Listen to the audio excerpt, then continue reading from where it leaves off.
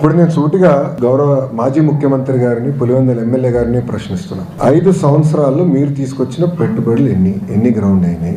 మేము 8 నెలల్లో తీసుకొచ్చిన పెట్టుబడులు ఏంటి? చర్చకి నేను సిద్ధం, ఆయన సిద్ధమా? మళ్ళీ కోడిగుడ్డుని పంపిస్తాడు. మాకు కోడిగుడ్లు వద్దు, మాకు ఆమ్లెట్లు వద్దు, డైరెక్ట్ గా రమ్మనండి, ఐఎమ్ రెడీ టు టాక్, నేను ఎక్స్ప్లెయిన్ చేస్తాను. ఇప్పుడు ఆర్సిలర్ మిత్తల్ ప్రాజెక్ట్ నేను 2019లో కలిసా. ఇందులో డావోస్ లో TCS వాళ్ళ బూత్ బయట కలిసి ఆనాడు చెప్పి ఆంధ్ర రాష్ట్రానికి రండి అని. మీరు కూడా ఆదిత్యని కూడా అడిగాను. అప్పటి నుంచి ఐ మెయింటైన్ దట్ రిలేషన్ అండి. 5 years I maintain that relationship. India ప్రభుత్వ అధికారులకు వచ్చినంటేనే నేను ఫోన్ చేశాను, బాస్ 5 years అయింది, మీరు వేరే రాష్ట్రానికి వెళ్దాం అనుకున్నారు, అక్కడ ఏం అవ్వలేదు, వచ్చేయండి వేరే రెడీ. ఒక్క జూమ్ కాల్ తో కదిలిందండి ఆ ప్రాజెక్ట్. అక్కడ పారిశ్రామికవేత్తలందరూ నన్ను ఏమడుగుతున్నారు, మీరు గ్యారంటీ ఇస్తారా జగన్మోహన్ రెడ్డి అనే వ్యక్తి మళ్ళీ గెలవడాన్ని? ఎందుకంటే PPL రద్దు చేశారు, అమర్ రాజా లాంటి కంపెనీని తరిమేశాడు, అనేక కంపెనీలు హెరాస్ చేశారు, సకాలంగా కరెంట్ బిల్లు మన కరెంట్ కూడా అందించలేదు, పవర్ హాలిడేస్ ప్రకటించారు. ఇండస్ట్రీ చాలా నష్టపోయిందండి ఆంధ్ర రాష్ట్రంలో. ఇప్పుడు అదంతా రివైవ్ చేసినాక మేము కష్టపడుతున్నాం, బ్రాండ్ రివైవ్ చేసాం కష్టపడుతున్నాం. ఈ రోజు మహారాష్ట్ర మాతో పోటీ పడుతుంది, తెలంగాణ మాతో పోటీ పడుతుంది, తమిళనాడు మాతో పోటీ పడుతుంది.